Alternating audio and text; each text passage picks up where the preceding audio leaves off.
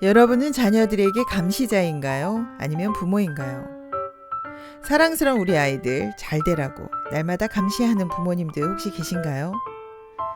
하지만 자식을 자랑거리로 만들려고 하지 말고 자기 자신의 삶이 자식에게 자랑거리가 되게 하라. 아이에게 1등 하라고 지시 명령 감시하지 말고 부모가 행복하게 사는 모습을 보여주라. 네, 오늘은 이우남 씨의 엄마 반성문입니다. 나는 부모가 아니라 감시자였다.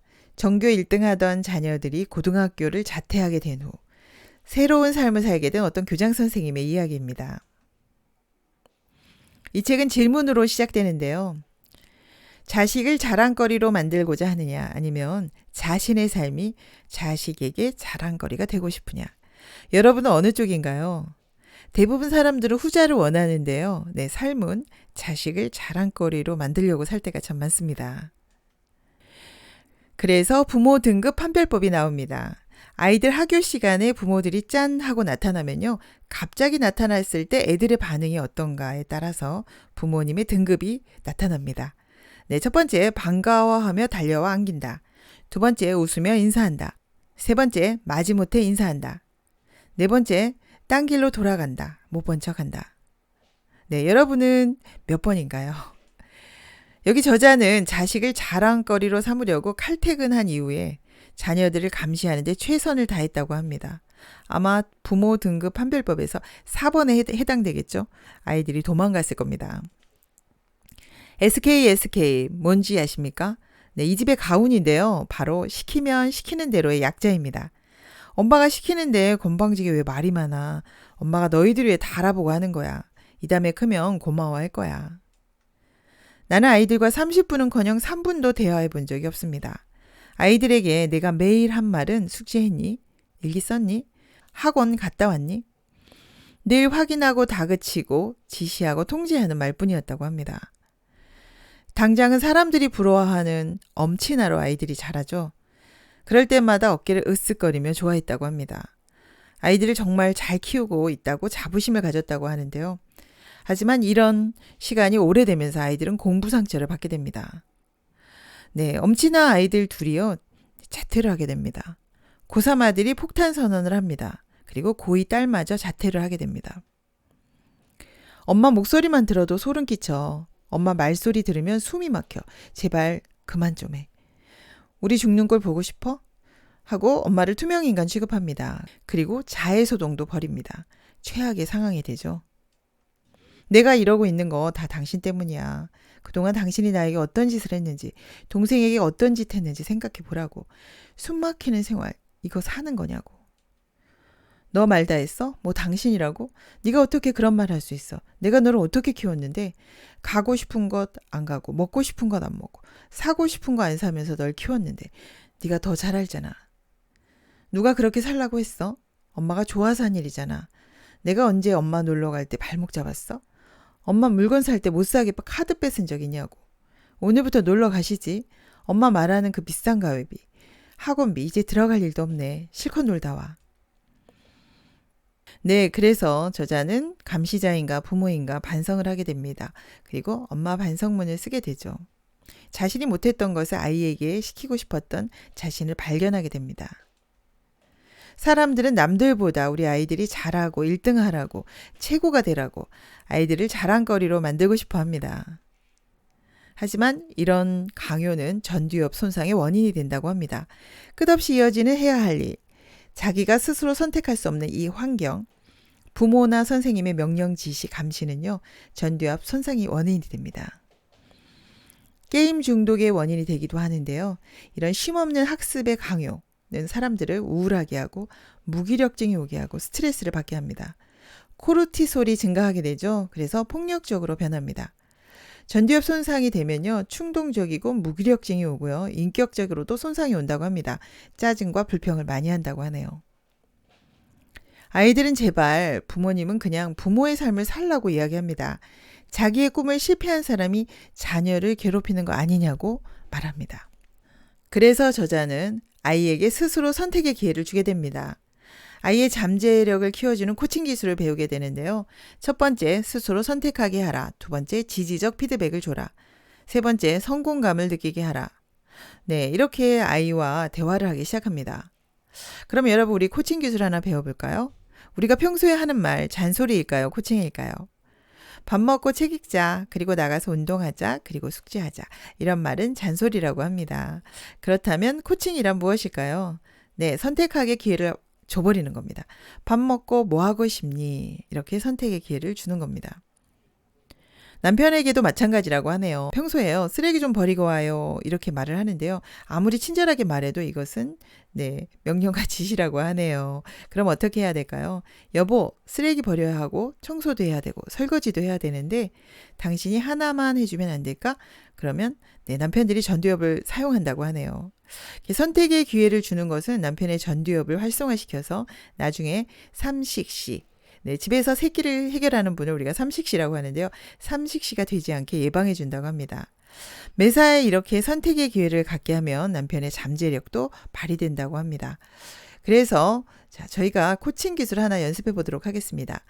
60점 맞은 아이가요. 엄마, 오늘 시험 봤는데 선생님이 사인 받아 오래요. 라고 했을 때 여러분은 어떻게 말하게 될까요? 1번, 속상했겠구나. 시험이 어려웠니? 2번, 시험 잘 봤네. 6개나 맞았네.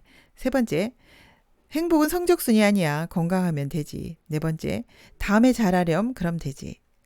네, 1번 속상했겠구나. 이건 비난형이라고 합니다. 시험이 그렇게 어려웠니? 네, 비난형이네요. 두 번째, 시험 잘 봤네. 6개나 맞았네. 원수가 되는 대화라고 하네요. 이건 경멸식 대화라고 합니다. 네, 세 번째, 행복은 성적순이 아니야. 몸만 건강하면 되지. 방임형 부모에 해당한다고 합니다. 감정은 사실 받아주지만 행동 수정은 좀 돼야 된다고 합니다. 네 번째, 다음에 잘해. 그럼 되지. 이건 축소지향형이라고 합니다. 지시와 충고를 하는 거죠. 그럼 어떻게 해야 될까요? 네, 여기 지금 감정 코칭의 방법이 나와 있습니다. 엄마, 오늘 60점 맞았어요. 그래, 시험 봤구나. 점수 60점이네. 그런 기분은 어때? 네, 이렇게 미러링을 해주네요. 공감을 해주는 거죠. 아, 속상해. 2개 더 맞을 수 있었는데. 썼다 고쳤더니 그게 답이었어. 열받아. 그랬구나. 답을 다시 써서 틀리니까 속상했겠네. 엄마도 그런 적이 있는데 정말 속상하더라. 맞아요. 다음에는 고치지 말고 그냥 해야지. 그래, 지금 기분은 괜찮니? 네, 아이하고 이렇게 대화를 하는 거네요. 아이의 마음을 공감해주고요. 지시 명령하는 것이 아니라 계속 미러링 해주면서 아이하고 대화를 하네요. 이렇게 쭉 나와 있는데요. 이렇게 만약에 대화를 한다면 아이들이 방문을 탁 닫고 들어가지는 않을 것 같습니다. 방문을 닫는 즉시 우리는 대화도 할 수 없고 마음도 다치기 때문에 굉장히 멀어질 수 있는데요. 이 감정 코칭을 하게 되면 아이들과 굉장히 대화를 오랫동안 할 수도 있을 것 같습니다. 그리고 또 우리가 원하는 또 방향으로 아이들을 또 교정도 해줄 수 있을 것 같습니다.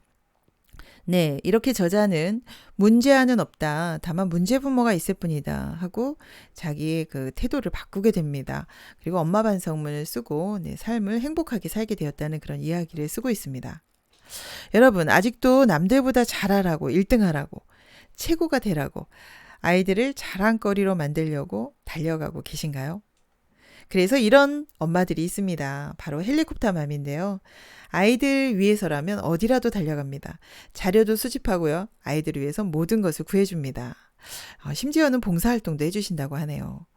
이런 부모님들도 있죠. 빗자루 맘인데요. 네, 우리 아이들 공부하라고 모든 것을 대신해 줍니다. 방청소도 해주고요. 수행평가 해주시는 분도 계시다고 합니다. 네, 이렇게 아이들 공부시키는 거. 왜 그럴까요? 네, 자녀의 성공은 곧 나의 성공이라고 여기기 때문인데요.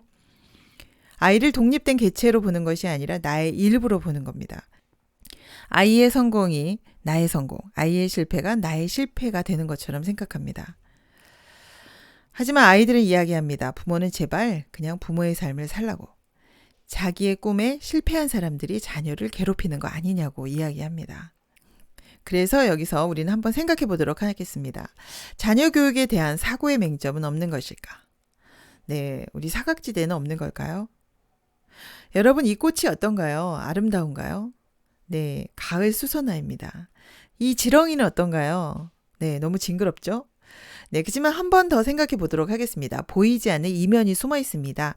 이 가을 수선화는요, 독이 들어있다고 합니다. 그래서 소들이 먹으면 네, 죽을 수도 있다고 하네요. 이 지렁이는 징그러워 보이지만 땅을 옥토로 만들고 땅에 숨구멍을 만들어주고 네, 농부에게는 꼭 필요한 것이죠. 그렇습니다. 네, 우리가 보기에는 좋지 않아 보이지만 아이들에게 꼭 필요한 것들이 있습니다. 어떤 엄마가 그래서 아이가 아프리카로 봉사활동을 가겠다고 했을 때 아이에게 선택권을 주었다고 합니다. 네, 엄마들이 생각할 때 1차적으로는 아프리카는 위험한 곳이죠.